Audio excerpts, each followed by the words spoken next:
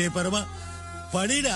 Hello guys, welcome back to my channel. இன்றைக்கி நம்ம என்ன சம்மரி பார்க்க போகிறோம் அப்படின்னா, த இந்தியன் ஜக்லர்ஸ். இதை எழுதினவங்க வில்லியம் ஹாஸ்லெட். இவர் ஒரு English essayist, drama and literary critic and also an artist. So இந்த பர்டிகுலர் எஸ்ஸேல இவர் எதை பற்றி பேசியிருக்கிறாரு அப்படின்னா, ஜக்லர்ஸ் அப்படின்றவங்க வந்துட்டு மேஜிக் மேன் கிடையாது, பட் வித்தெல்லாம் காட்டுவாங்க இல்லையா, அந்த கயிறு மேலே ஏறி நடக்கிறது, நிறைய பாலை வந்து ஒரே டைமில் கேட்ச் பண்ணுறது, ஒரே ஒரு வீலை வச்சு சைக்கிள் மாதிரி ஓட்டுறது, இந்த மாதிரி நிறைய வித்தெல்லாம் காட்டுவாங்க இல்லையா, அவங்கள தான் ஜக்லர்ஸ் அப்படின்னு சொல்கிறோம். ஸோ அவங்களோட டேலண்ட்டை பற்றி, அவங்களோட டேலண்ட்டை ஆர்ட்டோட கம்பேர் பண்ணி இந்த எஸ்ஸேல கொடுத்துருக்கிறாரு. ஸோ இது வந்து 1817 பப்ளிஷ் ஆன ஒரு எஸ்ஸே. இது வந்து இவரோட ஒரு கலெக்ஷன் ஆஃப் எஸ்ஸேல தான் பப்ளிஷ் ஆயிருக்கு. த ரவுண்ட் டேபிள் அப்படின்னு சொல்லப்படுற ஒரு கலெக்ஷனில் தான் பப்ளிஷ் ஆயிருக்கு. இது ஒரு ஆட்டோபயோகிராஃபிக்கல் எஸ்ஸே அப்படின்னு சொல்லலாம். ஏன்னா இவர் பார்த்த விஷயங்கள், இவர் இந்த மாதிரி ஜக்லர்ஸ் பெர்ஃபார்ம் பண்ணும்போது அவருக்கு சில தாட்ஸ் வந்திருக்கும் இல்லையா, அதை தான் இதில் ஷேர் பண்ணியிருப்பார். ஸோ எப்படி ஸ்டார்ட் பண்ணுறாங்க அப்படின்னா, ஆத்தர் வந்து இப்போ ஒரு ஒயிட் ட்ரெஸ்ஸில் ஒரு கிரவுண்டில் வந்து உட்கார்றாங்க. எதுக்காகனா இந்த ஜக்லர்ஸோட அந்த ஒரு பெர்ஃபார்மன்ஸை பார்க்கணும் அப்படின்றதுக்காக. ஸோ அவங்க வந்து ஸ்டார்ட் பண்ணுறாங்க. 2 பிராஸ் பால்ஸை வந்து அவங்க டோஸ் பண்ணுறாங்க. ஸோ அந்த பால்ஸை வந்து கரெக்டாக ஆர்டரில் அவங்க மாற்றி மாற்றி கேட்ச் பண்ணுற மாதிரி ஸ்டார்ட் பண்ணுறாங்க. அது அப்படியே 4 பால்ஸ் ஆகுது. 4 பால்ஸையும் அவங்க ஒரே டைமில் மாற்றி மாற்றி பாஸ் பண்ணிகிட்டே இருக்கிறாங்க, ஒரே பர்சன் 2 கையை வச்சு. ஸோ இது வந்து அவர் லைஃப்பில் இது வரைக்கும் எங்கேயுமே பார்த்துராத ஒரு ட்ரிக் அப்படின்றத சொல்கிறாரு. ஏன்னா இதுக்கு வந்து கண்டிப்பாக ஒரு ஸ்கில் வேணும் இல்லையா, பாடி அண்ட் ஆல்சோ மைண்ட் ரெண்டுமே பேலன்ஸ்டாக ஒரே நேரத்தில் ஒர்க் பண்ணணும். ப்ராப்பராக அவங்க பெண்ட் பண்ணி அந்த பாலை வந்து கேட்ச் பண்ணணும் இல்லையா. 4 பாலுமே கரெக்டாக அது வந்து எந்த டைமில் வரணுமோ அது வந்துகிட்டே இருக்கும். இவங்க அதை எந்த அளவுக்கு கான்ஷியஸாக கேட்ச் பண்ணுறாங்க அப்படின்றது இருக்குது. ஸோ இது வந்து அவர் பார்க்கும்போது அவருக்கு ஏதோ ஒரு ஒண்டரை பார்த்த மாதிரி இருக்குது அப்படின்றத சொல்கிறாங்க. ஸோ இதுதான் எவிடன்ஸ். ஸோ இதுதான் ஹியூமன் ப்ராக்டிஸுக்கான ஒரு பெஸ்ட் எக்ஸாம்பிள், எவிடன்ஸ் அப்படின்றது சொல்கிறாங்க. ஸோ இதில் வந்து நமக்கு எந்த விதமான டிஸ்ட்ராக்ஷன்ஸும் இல்லாமல், இமேஜினேஷன்ஸ்க்கும் இடம் கொடுக்காம ஃபோக்கஸ்டாக நம்ம அதை பார்த்துட்டே இருப்போம். ப்ரீத்லெஸ்ஸாக இருக்கும். ஒரு செகண்ட் மிஸ் ஆனாலும் அது கீழே விழுந்துரும் இல்லையா. ஸோ நம்ம ரொம்ப கீனாக வாட்ச் பண்ணுற மாதிரி இருக்கும். ஈவன் அவங்க வந்து ஒரு ஸ்ட்ரேஞ்சான விஷயத்த பண்ணுறாங்க. நிறைய ப்ராக்டிஸ் பண்ணிவிட்டு இதை ஒர்க் அவுட் பண்ணிகிட்டு இருக்கிறாங்க. இருந்துமே அவங்களுக்கு ஒரு ஸ்மால் அமௌண்ட்டு தான் இது மூலமாக கிடைக்கும் இல்லையா. இந்த மாதிரி வித்தை காட்டுறவங்கலாம் பெரிய பணக்காரங்களாக இருக்க மாட்டாங்க இல்லையா. ஸோ அவங்களுக்கு ரொம்ப ஸ்மால் அமௌண்ட் தான் கிடைக்கும். இருந்தாலும் இந்த அளவுக்கு ஒரு மெக்கானிக்கல் ஒர்க்கை வந்து அவங்க பண்ணுறாங்க அப்படின்றத சொல்கிறாங்க. இந்த ஒரு மெக்கானிக்கல் ஒர்க்கை வேறு யாராலையும் பண்ண முடியாது அப்படின்றத சொல்கிறாங்க. ஸோ நம்ம பார்க்குறோம், நம்ம சிரிக்கிறதுக்காக மட்டும், சந்தோஷமாக இருக்கிறதுக்காக மட்டும் அவங்க இதை பண்ணுறாங்க. இதை பார்க்கும்போது நிறையா சர்ப்ரைசிங் அண்ட் ஆல்சோ ஷாக்கிங்கான மொமெண்ட்ஸ் எல்லாமே ஆடியன்ஸ்க்கு கிடைக்கும் அப்படின்றதையும் சொல்கிறாங்க. ஸோ ஒரு பாலை வச்சு மட்டும் அவங்க இதை பண்ணுறாங்க. அதை பண்ணும்போது அந்த பால் பார்க்குறதுக்கு ஒரு லைட்னிங் மாதிரியோ மேத்தமெட்டிக்கல் ட்ரூத் மாதிரியோ தெரியுது அப்படின்றத சொல்கிறாங்க. ஏன்னா ஸ்கில் வேணும் இல்லையா. ஸ்கில் இல்லாமல் அதை வந்து இவ்வளோ பர்ஃபெக்டாக பண்ண முடியாது யாராலையும்.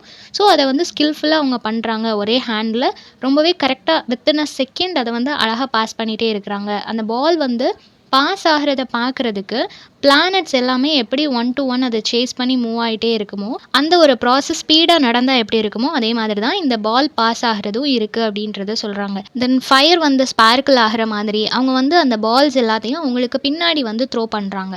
தென் அதை அகெயின் முன்னாடி கொண்டு வராங்க. ஸோ அந்த கையை வந்து அவங்க எப்படியெல்லாம் வளைச்சி ஃப்ளெக்சிபிளாக கொண்டு போக முடியுமோ அப்படியெல்லாம் ஃப்ளெக்சிபிளாக பண்ணுறாங்க. இதெல்லாம் பார்க்குறதுக்கு ஒரு ரிப்பன் ஆர் ஒரு சர்பெண்ட் மாதிரி, ஒரு பாம்பு மாதிரி இருக்குது அப்படின்றத சொல்கிறாங்க. ஒரு சர்பெண்ட் அவங்க கழுத்தை சுற்றி வந்தால் எப்படி இருக்குமோ அந்த ஆர்டரில் இந்த பால்ஸ் எல்லாம் அவ்வளோ ஃப்ளெக்சிபிளாக வருது அப்படின்றத சொல்கிறாங்க.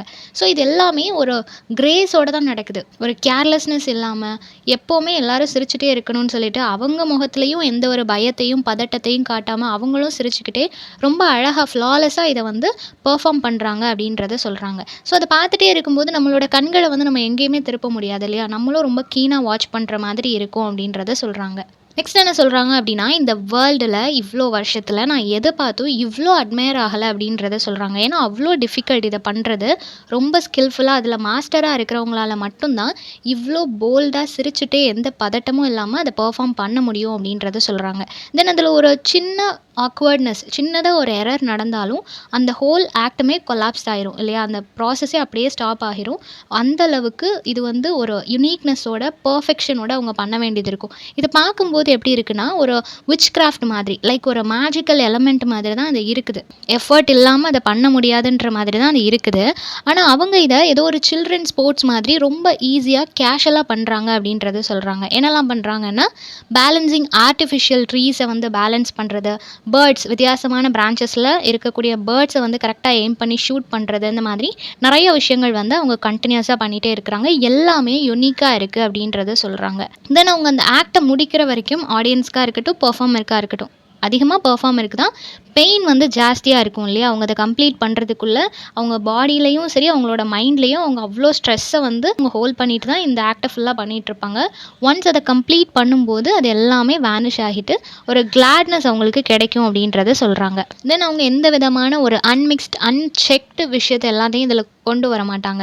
அவங்க ஒன்ஸ் பெர்ஃபார்ம் பண்ண போகிறாங்க அப்படின்னா, இதுக்கு முன்னாடி பெர்ஃபார்ம் பண்ணும்போது எதெல்லாம் வேர்ஸ்ட்டாக இருந்துச்சோ, அன்மேட்ச்டாக இருந்துச்சோ, அது எல்லாத்தையும் ரிமூவ் பண்ணிவிட்டு பர்ஃபெக்டாக இருக்கக்கூடியதை மட்டும்தான் அவங்க கொண்டு வந்து ப்ரெசென்ட் பண்ணுவாங்க அப்படின்றத சொல்கிறாங்க. ஸோ ஹேஸ்லெட் வந்து இதில் ரொம்பவே இம்ப்ரெஸ் ஆகிருக்கிறாரு. இது வரைக்கும் அவர் பார்த்த எல்லா விஷயத்தை விட, ஈவன் காமன் பிளேஸில் பொலிட்டீஷியன்ஸ் பேசுகிற அந்த ஸ்பீச்சை விட எனக்கு இது வந்து ரொம்ப இம்ப்ரெஸ் பண்ணியிருக்கு அப்படின்றத சொல்கிறாங்க. அது எந்த அளவுக்கு இம்ப்ரெஸ் பண்ணியிருக்குன்னா, இவர் மேலேயே அவருக்கு கொஷின் வர்ற அளவுக்கு இவரே ரொம்ப அஷேம்டாக ஃபீல் பண்ணுறாரு. எதுக்காக அப்படின்னா, ஈவன் நான் ஒரு ரைட்டராக இருந்தாலும், நான் ஒரு ஆர்டிஸ்ட்டாக இருந்தாலும், என்னோட ஒர்க்கை விட இவங்களோடது பெஸ்ட் அப்படின்னு சொல்லி எனக்கு ஃபீல் ஆகுது அப்படின்றத சொல்கிறாங்க. என்னால் என்ன வேணால் பண்ண முடியும், பட் இவங்க பண்ணுற இந்த ஸ்கில்ஃபுல்லான மெக்கானிக்கல் ஒர்க்கை வந்து என்னால் பண்ண முடியுமா அப்படின்னு சொல்லிட்டு அவருக்குள்ளேயே ஒரு கொஷின் வருது. அவர் என்ன ஃபீல் பண்ணுறாரு அப்படின்னா, நான் ரொம்ப ஐடியலாக இருந்துட்டேனோ, எந்த ஒரு ஒர்க்கும் பண்ணாமல், எந்த ஒரு வேல்யூவான விஷயத்தையும் இந்த வேர்ல்டுக்கு நான் ப்ரெசென்ட் பண்ணாமல் இருந்துட்டேனோ அப்படின்ற மாதிரி அவருக்குள்ளேயே சில கொஷின்ஸ் வர ஆரம்பிக்குது. ஸோ என்னோட இன்டெலெக்சுவல்ஸை வச்சு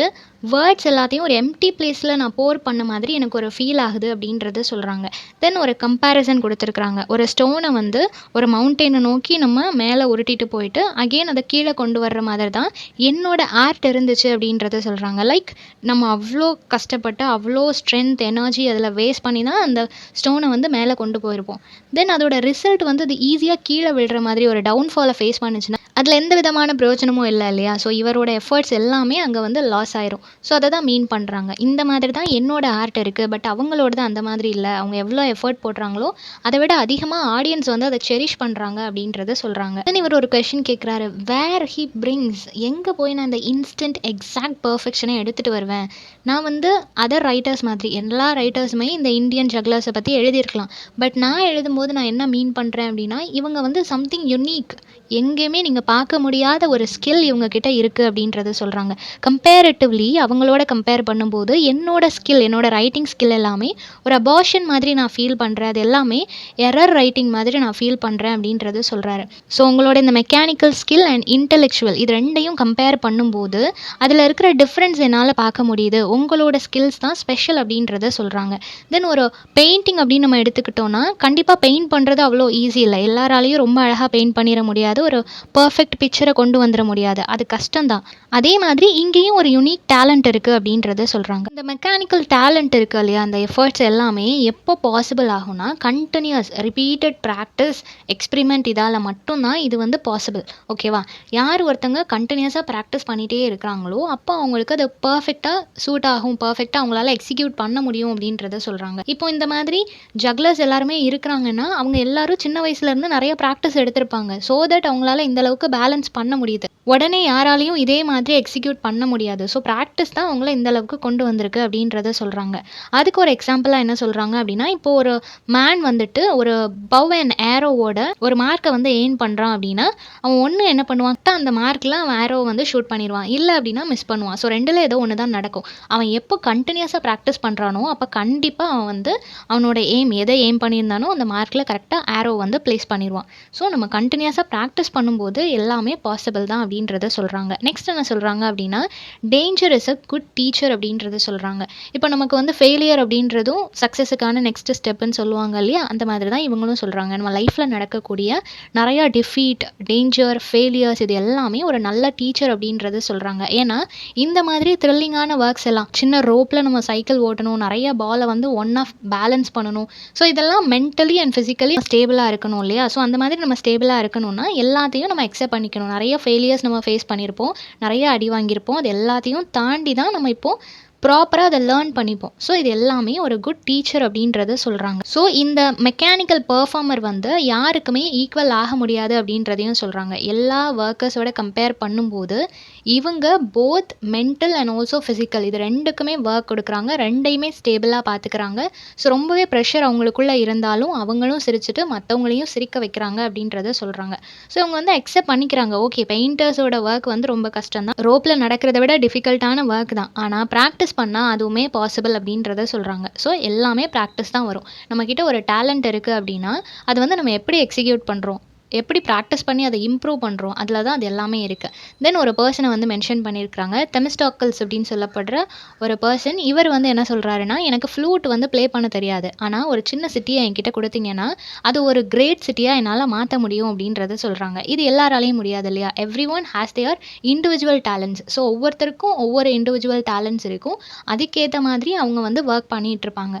ஸோ எல்லாருமே அவங்களோட ஃபீல்டில் ஒரு கிரேட் பர்சனாக தான் இருப்பாங்க. கிரேட் பர்சன் அப்படின்னு டக்குன்னு எல்லாரையும் பார்த்து சொல்லிட முடியாது. அது வந்து அவங்களுக்குள்ள இருக்கிற டேலண்ட்டை அவங்க ப்ராப்பராக எக்ஸிக்யூட் பண்ணும்போது தான் அது தெரிய வரும். ஸோ அந்த தெமிஸ்டாக்கிள்ஸ் அப்படின்றவர் ஒரு ஜீனியஸ். அதே மாதிரி ஒரு மேத்தமெட்டிஷியன் எப்படி ஒரு ப்ராப்ளமை சால்வ் பண்ணுறானோ, ஒரு பொயட் வந்து எப்படி அன்இமேஜினபிள் திங்ஸ் எல்லாமே அவரோட போமில் ரொம்ப அழகாக ப்ரெசென்ட் பண்ணியிருக்கிறாரோ, இவங்க எல்லாருமே ஒரு விதத்தில் கிரேட்டஸ்ட் பர்சன் தான் அப்படின்றத சொல்கிறாங்க. ஸோ நாலேஜ் எங்கே இருக்குதோ அதை எப்போ ப்ராப்பராக நம்ம எக்ஸிக்யூட் பண்ணுறோமோ அங்கே கிரேட்னஸ் இருக்கும் அப்படின்றத சொல்கிறாங்க.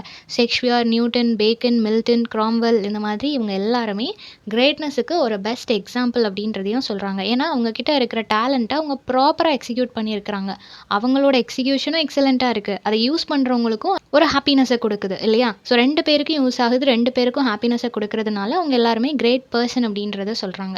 ஸோ எந்த ஒரு பர்சன் ரொம்ப ஹெட் வெயிட்டோட ரொம்ப வர்ஸ்ட் குவாலிட்டிஸோடு இருக்கிறாங்களோ அவங்க என்றைக்கும் ஒரு கிரேட் பர்சனாலிட்டியாக மாற முடியாது. அதே மாதிரி ரிச்னஸ் எங்கே பணம் அதிகமாக இருக்குதோ அவங்களும் ஒரு கிரேட் பர்சனாக மாறவே முடியாது அப்படின்றத சொல்கிறாங்க. So manual experience, manual work, efforts இது எல்லாம் தான் ஒரு பர்சனை ஒரு கிரேட் பர்சனாக மாற்றும் அப்படின்றத சொல்கிறாங்க. ஸோ ஜக்லர்ஸோட லைஃப், அவங்களோட எஃபர்ட்ஸ், அவங்க எந்த அளவுக்கு கஷ்டப்படுறாங்க அப்படின்றத சொல்கிறதோட இவர் எந்த அளவுக்கு அவங்க முன்னாடி சின்னதாக தெரிகிறாரு, ஈவன் அவர் ஒரு சக்ஸஸ்ஃபுல்லான ரைட்டராக இருந்தாலும் மற்றவங்களோட அந்த ஒரு எஃபர்ட்டை பார்க்கும்போது என்னோட உழைப்பு ரொம்ப கம்மின்னு சொல்லி ரொம்ப பெருந்தன்மையாக சொல்லியிருப்பார். இந்த வேர்ல்டில் எதுவுமே ஈஸி கிடையாது, பை ப்ராக்டிஸ் எல்லாத்தையுமே நம்ம லேர்ன் பண்ணிக்க முடியும். அதை கண்டினியூஸாக நம்ம ப்ராக்டிஸ் பண்ணுறது மூலமாக அதை பர்ஃபெக்டாக யூனிக்காக ப்ரெசென்ட் பண்ண முடியும் அப்படின்றதையும் சொல்கிறாங்க. ஸோ இந்த சம்மரி எல்லாருக்கும் புரிஞ்சிருக்கும்னு நினைக்கிறேன். நெக்ஸ்ட் என்ன டாப்பிக்கில் வீடியோ போடலான்னு சொல்லி கமெண்ட் பண்ணுங்கள். தேங்க்யூ ஃபார் வாட்சிங்.